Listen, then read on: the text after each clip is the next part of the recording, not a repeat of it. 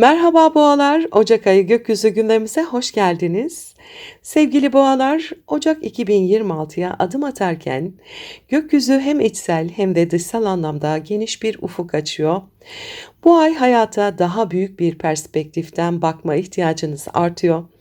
Kendinizi, yaşadığınız olayları ve hedeflerinize dair dar bir çerçevede değil, daha yüksek bir bilinçle yorumlamak isteyebilirsiniz.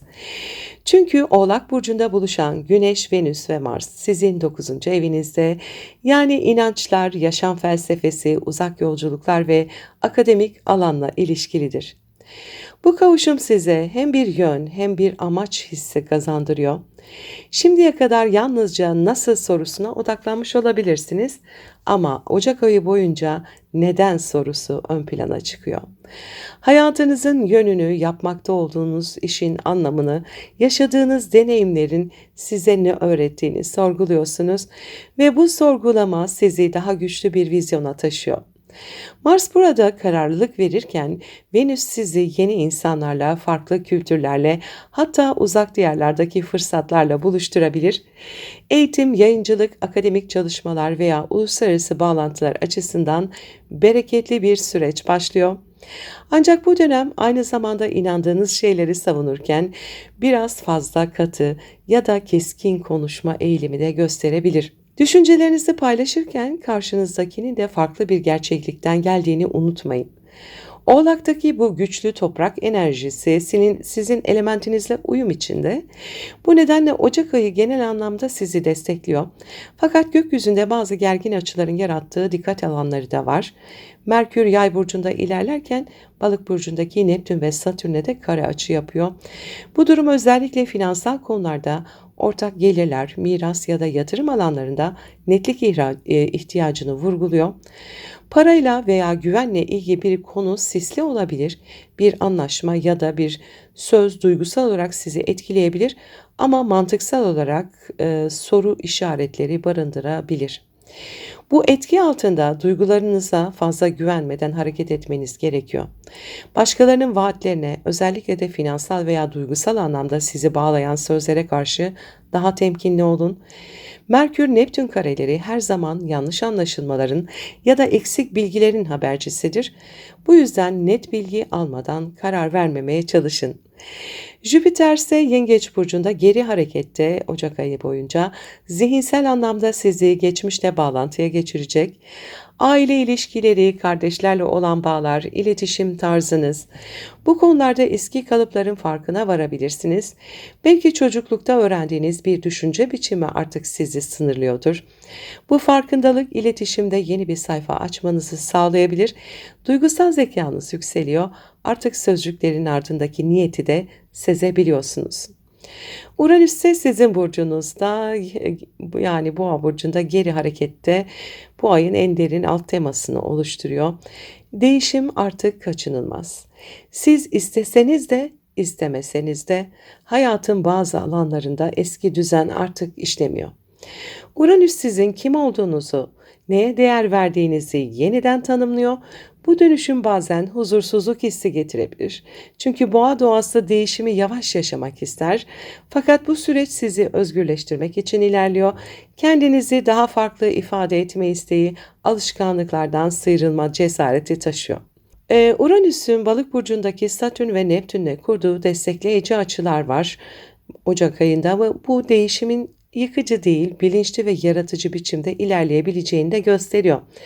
Bu ay bir hayalinizi somutlaştırmak için mükemmel bir dönem olabilir. Yıllardır zihninizde şekillenen ama adım atmaya cesaret edemediğiniz bir fikir şimdi yapı kazanabilir. Özellikle sosyal çevrelerden, ruhsal veya sanatsal topluluklardan gelen destekler dikkatinizi çekebilir. Venüs'ün Oğlak burcundaki konumu duygusal yaşamınıza da istikrar getirecek. Bu dönem ilişkilerde güven ve ciddiyet ön planda olacak. Yüzeysel yakınlıklar yerine aynı yöne baktığınız insanlarla bir arada olmayı tercih edeceksiniz. Eğer bir ilişkiniz varsa birlikte geleceğe yönelik bir plan kurma ihtiyacınız artıyor. Eğer yalnızsanız bu ay karşınıza çıkacak biri sıradan bir tanışmadan çok daha fazlası olabilir. Çünkü Oğlak enerjisi geçici değil, kalıcı bağlar kurmak ister. Aynı zamanda Lilith'in Yay burcundaki konumu Neptün'le uyumlu bir üçgen açıda olacak. Bu bastırılmış tutkuların, gizli arzuların veya uzun süredir susturulmuş bir yönünüzün artık görünür hale gelmesi anlamına taşıyor. Siz boğalar için genellikle sabırlı, sessiz ve istikrarlı olduğunuz söylenir ama Lilith bu sabrı kırarak sizi kendi gerçeğinizle yüzleştirebilir. Bu farkındalık hem duygusal hem de yaratıcı anlamda sizi özgürleştirecek. Ocak ayı boyunca hayatın sizden beklediği şey alıştığınız sınırların dışına çıkarak büyümek.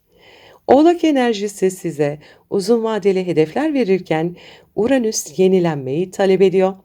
Bu ikisini bir arada dengeleyebildiğinizde gerçekten kalıcı bir dönüşüm başlatabilirsiniz ve bu ayın sonunda geriye dönüp baktığınızda fark edeceksiniz ki artık eskisi gibi düşünmüyorsunuz.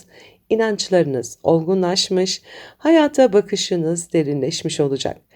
Ocak 2026 sizin için hem zihinsel hem de ruhsal bir uyanış dönemi. Unutmayın, siz bir boğa olarak değişimi yavaş ama kalıcı yaşarsınız. Bu ay değişimin size zarar vermek için değil, sizi özgürleştirmek için geldiğini hatırlayın. Gökyüzü size yeni bir vizyon armağan ediyor. Onu kabul edin, sindirin ve inşa edin. Ocak ayı gökyüzü giriş enerjileri bu şekildeydi. Şimdi astrolojik gündeme geçiyorum. Sevgili boğalar, Ocak ayının ilk yarısı sizin için ufkun genişlediği, düşünce dünyanızın ve inanç sisteminizin derin bir dönüşüm geçirdiği bir ay olacak. Gökyüzü size diyor ki, bildiğini sandığın şeyleri yeniden sorgula, gerçek sınırlarını yeniden çiz. Oğlak burcundaki güçlü gezegen toplaşması ya da stellium, Güneş, Venüs ve Mars kavuşumları sizin 9. evinizde, yani inançlar, vizyon, eğitim ve uzak ufuklar alanında gerçekleşiyor. Bu da demek oluyor ki bu ay ilk ay yarısında diyeyim, zihniniz adeta bir felsefi laboratuvar gibi çalışacak. Düşünceleriniz keskinleşecek, hedefleriniz netleşecek, bakış açınız köklü bir değişim geçirecek. Ama unutmayın, gökyüzünde bir de karşıtlık var. Yengeç burcundaki retro Jüpiter size şunu hatırlatıyor. Bilgi sadece akıldan değil, kalpten de gelir. Yani ne kadar profesyonel, ne kadar stratejik olursanız olun, duygusal zekanızı, sezgisel yönünüzü bu ay görmezden gelemeyeceksiniz. 3 Ocak'ta Yengeç burcunda bir dolunayımız var. Ayın hemen başında 3. evinizi aydınlatıyor. Yani iletişim, kardeşler, yakın çevre, eğitim ve bilgi akışı alanında bir farkındalık zamanı, bir söz, bir e-posta, bir konuşma, görünenden çok daha derin bir anlam taşıyabilir. Yakın çevrenizdeki bir kişiyle aranızda önemli bir konuşma, bir netleşme yaşanabilir. Belki bir konuda haklı çıkmak yerine anlaşılmak sizin için daha kıymetli hale gelir. Bu dolunay kalpten iletişimi öğrenme zamanıdır. Size şunu öğretir: gerçek zeka sadece bilmek değil, hissetmektir. 6 Ocak'ta Güneş ve Venüs kavuşacak Oğlak Burcu'nda. Bu tarih civarında uzak ufuklara açılma, bir vizyon geliştirme veya ilham verici bir insanla tanışma olasılığınız çok yüksek. Bu kavuşum sizi akademik, entelektüel veya uluslararası bağlantılarla parlatabilir. Belki yeni bir eğitim planı, seyahat veya yurt dışı fırsatı gündeme gelir ama Oğlak enerjisi disiplini sever. Bu yüzden hayallerinizi planlı hale getirin, hedeflerinizi somutlaştırın. Venüs size zarafet verir, Güneş ise yön. Birlikte yeni bir yaşam felsefesi inşa etmenize yardımcı olurlar. 8 ile 10 Ocak arasında Venüs, Mars ve Güneş Oğlak Burcu'nda kavuşumda olacaklar ve retro Jüpiter'e karşıt açıda olacaklar. Bu tarihler sizin için büyük bir zihinsel sıçrama zamanı olabilir. Yeni bir fikir, proje, yayın, ders veya vizyon sizi tamamen dönüştürebilir. Ama bu enerji çok güçlü. Eğer fazla dogmatik davranırsanız, yani düşüncelerinize çok inanırsanız, çevrenizle de çatışabilirsiniz. Jüpiter yengeçte geri gidiyor ve size diyor ki fikrin kadar kalbini de aç. Bu karşıtlık size bilgi ile duygu arasındaki dengeyi öğretir. Bir konuda ne kadar haklı olduğunuzu kanıtlamaya çalışmak yerine insanların deneyimlerini anlamaya çalışın. O zaman bu enerji sizi büyütecektir. Aksi halde zihinsel yorgunluk, iletişim kazaları veya duygusal uzaklaşmada getirebilir bu enerji. 14 Ocak'ta Merkür retro Jüpiter'le karşıt açıda olacak. İletişim kanalları yoğunlaşıyor. Bir fikir sunabilir, bir konuşma yapabilir, bir eğitim planına adım atabilirsiniz ya da bir seyahate gitmek isteyebilirsiniz. Ama dikkat edin, bu etki altında her şey olduğundan daha büyük görünebilir. Bir konuyu abartabilir, erken karar verebilirsiniz. Merkür size detayları hatırlatır, Jüpiter ise geniş çerçeveyi. Bu yüzden 14 Ocak civarında karar vermeden önce hem kalbinizin hem aklınızın sesini dinleyin. Gerçek bilgi çünkü o iki sesin ortasında bir yerlerde. 15 Ocak'ta Uranüs Boğa burcunda durağanlaşacak ve işte sizin ayınızın en belirleyici anı bu. Uranüs uzun süredir burcunuzda geri gidiyordu ve şimdi duruyor. Bu kimliğinizin, yönünüzün ve özgürlük anlayışınızın kristalleştiği bir dönem anlamına geliyor. Son aylarda ben kimim, nasıl bir hayat yaşıyorum diye sorduysanız cevap artık önünüzde belirmeye başlıyor. Bu duran pozisyon içsel bir uyanışı temsil eder. Artık bağımsızlığınızdan korkmuyorsunuz. Kendiniz olmanın, farklı olmanın, kalıpları yıkmanın zamanı geldi. Ama Uranüs Boğa'da olduğundan bu devrim aniden değil, planlı bir istikrar içinde olur. Yeni bir siz doğuyor ama temelleri sağlam. Sevgili boğalar, Ocak ayının ilk yarısı zihinsel devrim ve özkimlik uyanışı olacak. Oğlak'taki güçlü toprak enerjisi sizi yeni hedeflere taşırken Yengeç burcundaki retro Jüpiter duygusal zekayı, empatiyi ve içsel bilgeliği hatırlatıyor. Kelimeleriniz, düşünceleriniz, kararlarınız bu ay çok güçlü. Bu yüzden onları bilinçle kullanın. Gökyüzü size şunu söylüyor: zihnini yönet, kalbini dinle, sonra harekete geç. Eğer bunu başarırsanız, Ocak ayı sizi hem ruhsal hem profesyonel anlamda yeni bir seviyeye taşır. Sevgili boğalar, Ocak ayı sizi genişletiyor. Yeni fikirler, yeni yönler, yeni bir siz doğuyor. Bildiklerinizi bırakmaktan korkmayın. Çünkü gökyüzü artık size farklı düşünmenin gücünü öğretiyor. Sevgili boğalar, Ocak ayının ikinci yarısı köklü bir değişimin, mesleki atılımların ve hayat amacınızı yeniden tanımladığınız güçlü bir dönemin başlangıcı olacak. Gökyüzü bu ay sizi konfor alanınızın ötesine taşımak istiyor ve bunu hem sorumluluklarınızı hem de toplumsal görünürlüğünüzü büyüterek yapıyor. Ocak ayının ilk yarısında Oğlak burcundaki yeni ay, ikinci yarısında ise Kova'daki büyük stelyum hayatınızın yönünü belirleyecek. Bu kombinasyonlar size hem inançlarınızı hem de kariyer hedeflerinizi yeniden şekillendirme şansı sunuyor.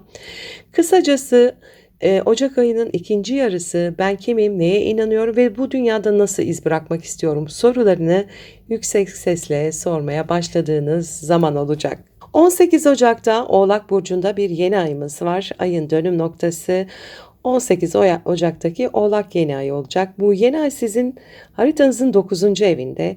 Yani yüksek öğrenim, inanç sistemleri, vizyon, uzak yerler ve anlam arayışıyla ilgili bir alanda gerçekleşiyor. Bu da demek oluyor ki sizler Ocak ortasında hayat felsefenizi yeniden yazıyorsunuz.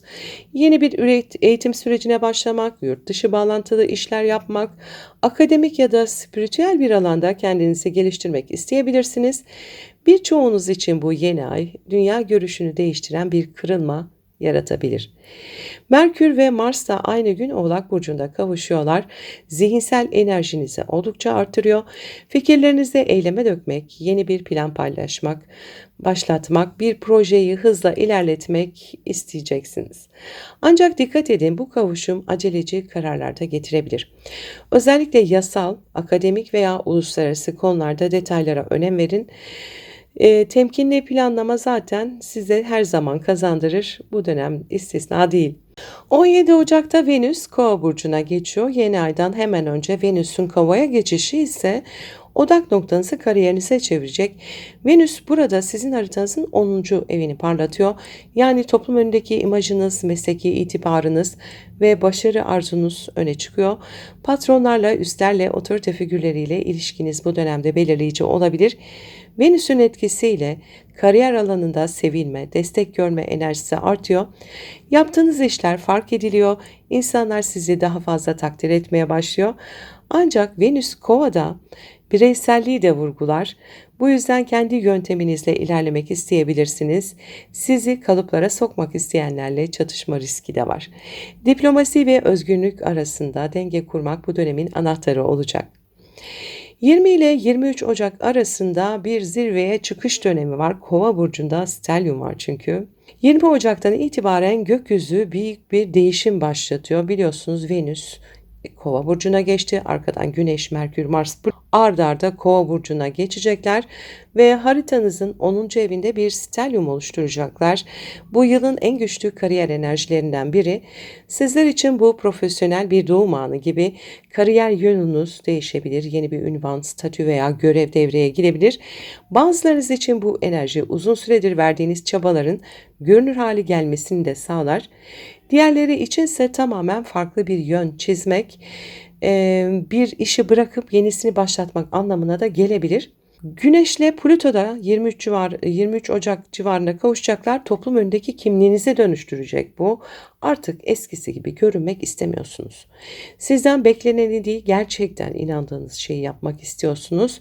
Bu aynı zamanda otorite figürleriyle güç çekişmesi potansiyelini de taşır. Eğer bir patronla anlaşmazlık yaşarsanız bunu kimin haklı olduğu açısından değil, kimin daha vizyoner olduğu açısından değerlendirin. Çünkü Plüton'un dersi gücü değil, anlamı seçmektir. Mars'ın da bu alanda ilerlemesi sizi hedef odaklı, çalışkan ve kararlı hale getiriyor. Ancak dikkat edin, tükenmişlik hissinin riski de yüksek bu dönemde. Bu kadar yoğun bir kariyer enerjisi altında bedeninizi ve ruhunuzu dinlemeyi unutmayın. Ve 26 Ocak'ta Neptün Koç burcuna geçiyor. Bu sizin için büyük bir ruhsal dönüşüm anı, içsel çağrı gibi. Neptün uzun yıllar sonra tekrar Koç burcuna geçecek. Sizin haritanızın 12. evinize, yani bilinçaltı, sezgiler, rüyalar ve ruhsal alanınıza dokunuyor. Bu görünmeyeni hissetme, sezgisel farkındalık kazanma ve ruhsal konulara yönelme dönemidir. Hayalleriniz güçlenir ama sınırlarınız bulanıklaşabilir. Bir yanınız sürekli geri çekilmek ve iç sesinizi dinlemek isteyecektir. Bu yüzden 2026 boyunca özellikle Ocak sonundan itibaren meditasyon, dua, şifa veya doğa temaları size çok iyi gelecektir. Neptün burada aynı zamanda kontrolü bırakma öğretisidir. Hayatın akışına güvenmeyi, görünmeyeni sezerek yol almayı öğreniyorsunuz. Bu büyük başarıların gölgesinde bile iç huzurunuzu bulmakla ilgilidir. 28 Ocak'ta Mars Plüto ile kavuşacak. İşte bu bir güç testi. Bu kavuşum sizin kariyer alanınızda gerçekleşiyor. Yani tam anlamıyla bir güç sınavı. İş yerinde otorite figürleriyle, hatta kendi içsel hırslarınızla karşı karşıya kalabilirsiniz. Bu enerji ya sizi doğruğa çıkarır ya da sizi dönüştürür. Bir projede liderlik üstlenebilirsiniz ama baskıcı bir tutumla değil, fark yaratacak bir vizyonla ilerlemelisiniz. Mars-Plüto birleşimi kararlılığınızı sınar. Kariyerinizdeki eski güç kalıpları yıkılır, yerini daha özgün, fark edici bir yön alır.